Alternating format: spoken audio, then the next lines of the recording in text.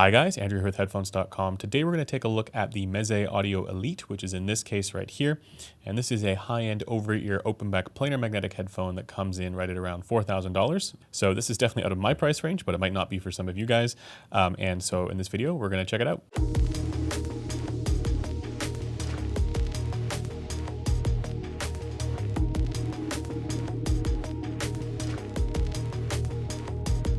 All right, so I'm just going to take this and put this up here so you guys can see it comes in this case.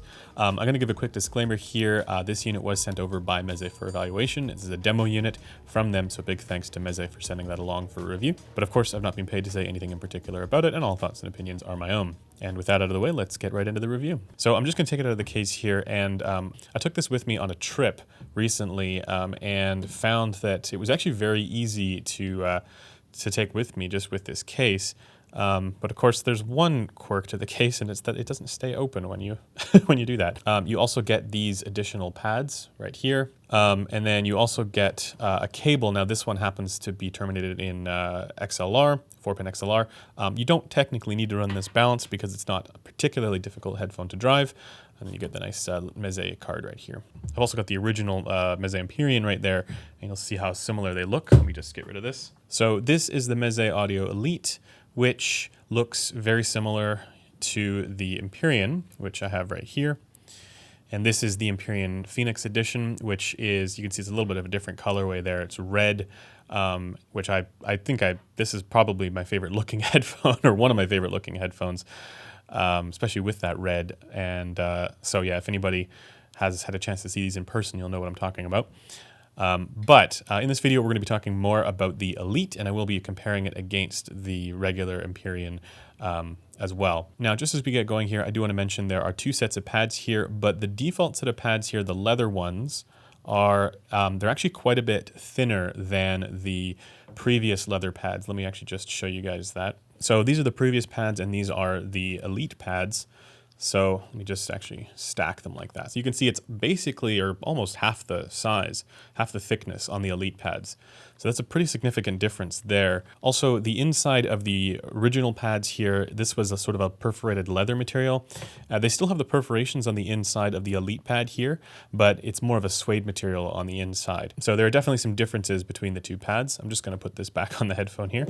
And just like before, the pads do seem to connect here very easily. It's kind of like almost like a magnetic connection there, which is awesome to see. So if you do want to switch to these other, I believe Alcantara or whatever this other more clothy material is for the pads, it's very easy to do so. And actually that's a theme just in general with this headphone, is that it seems like a very high-end luxury item that is meant to be easy to use, easy to wear, comfortable, and just sort of not get in the way, but at the same time look really, really nice. That's kind of how I see this headphone's design language, just making everything easy.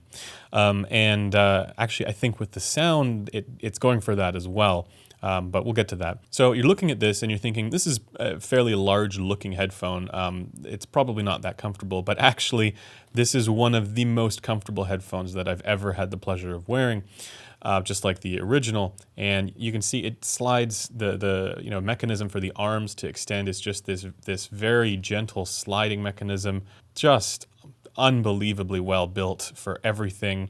It feels nice. It feels like it's not going to break on you. It feels sturdy. This is just one of the most unbelievably well engineered and well designed, at least for the mechanical design and the ergonomics and all that stuff, the headphones that I've ever come across.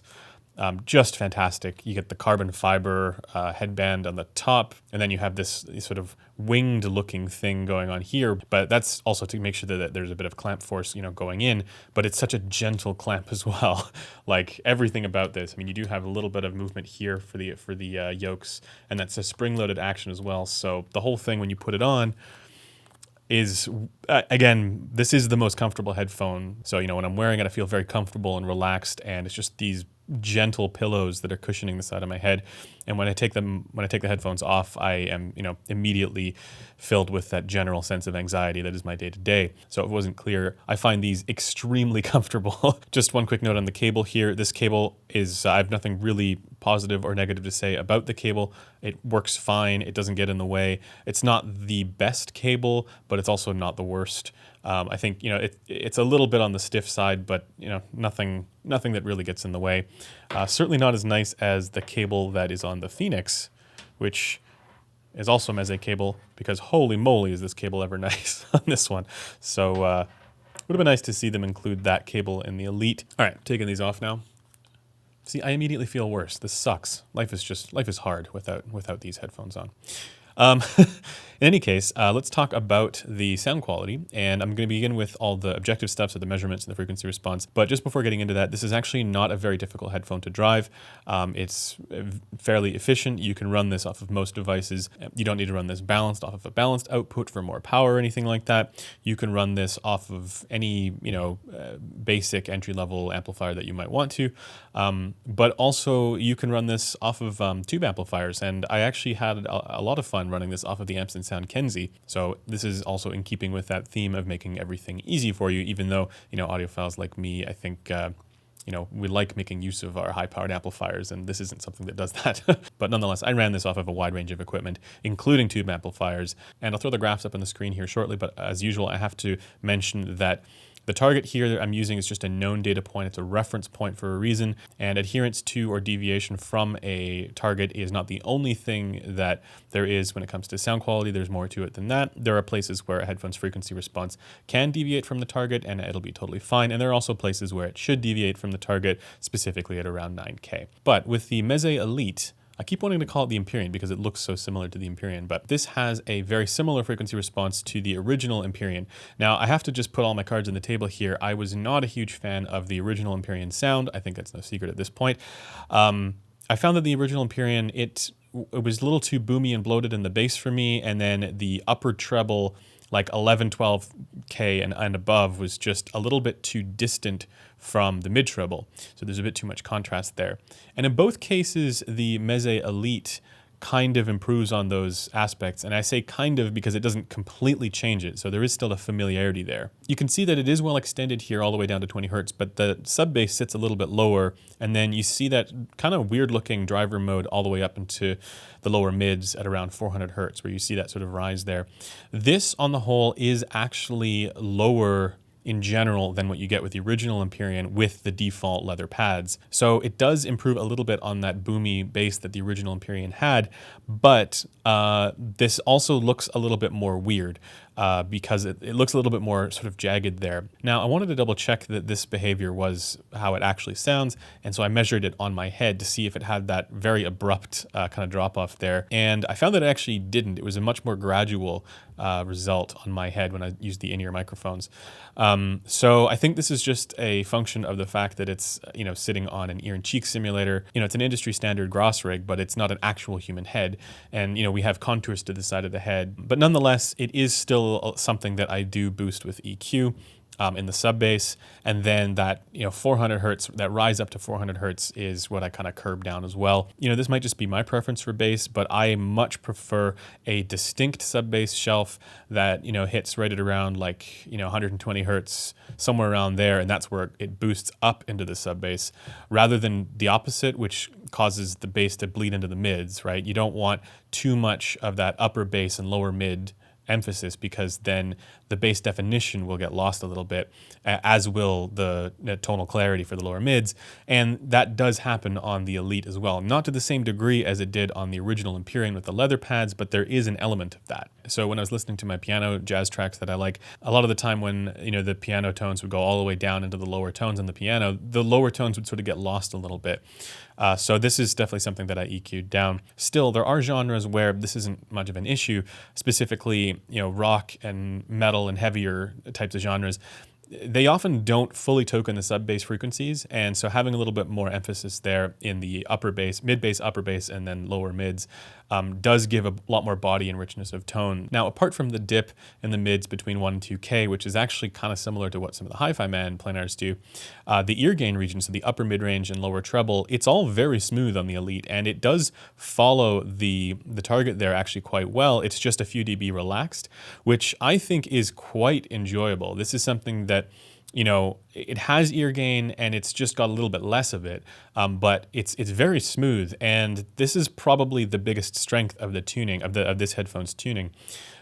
Because for those of us who find, you know, that ear gain level of the target a little bit on the, you know, shouty side or a little bit intense, a little bit fatiguing for the recordings that we're listening to, like rock and metal and that kind of stuff, you know, the Elite's frequency response is actually exactly what we'd be looking for in that range, right, at the ear gain region. So very, very good there. At the same time, it loses out a little bit on some of the clarity for those tones because it is also a little bit relaxed, right? That's the trade-off there. But it's one that makes everything just very non-fatiguing in general. And again, this is the biggest strength of this headphone. Now, we've got to talk about the treble because the treble is one of the areas that I wasn't too keen on with the original Empyrean. And I found that it was just too spicy in the upper treble, like above 10K region on this one, with the leather pads. You know, there was quite a bit of distance there between the mid treble and the upper treble, and this caused it to be a little bit on the piercing side. The nice thing about the Elite in comparison to the original Empyrean is that it fills in a little bit more of the mid treble there, meaning that there's not as much distance between the mid treble and the upper treble. And then importantly, the 11-12K region is not as elevated as it is on the original Empyrean. Now, it's important to keep in mind that the measurements here, they're not rated for accuracy above 10K, but at the very least, we can still see that there is information up there. And with the Elite, just subjectively, when I was doing my EQ with this, I found there to be also a very pronounced region at around 14, 15, 16K, somewhere in there, like somewhere, yeah, between 14 and 16K. I found it to be still quite boosted there. You know, it doesn't completely change the frequency response. It doesn't, you know, it still has a very reminiscent and familiar kind of sound, but I think it's just more balanced overall. And I think the biggest thing for me is that it got that balance in the treble quite a bit better. It still has a little bit too much of that upper treble shimmery stuff for me, but it's not in a way where it is unfocused or you know, harmonically imbalanced or anything like that. This is quite a bit more balanced than the regular Empyrean was. Now, let's talk about all the subjective stuff and the technical performance. You know, how does this stack up? And it's worth mentioning at this point that just like the original Empyrean, the Elite uses the isodynamic hybrid array system, and this is done through a unique sort of switchback trace method where it sort of spirals into that circle point in the bottom part of the headphone here. So you can see they have a very unique driver design here, and it's kind of unlike most other planars. Now, in my view, the original Empyrean was a headphone that was not at all competitive at its asking price for, you know, technical performance and the detail and the separation and all of those qualities. You know, I think somebody said online that it was $1,000 in sound quality, but like, you know, $3,000 in build and comfort and design and all of that stuff. And this is a sentiment that I generally agree with.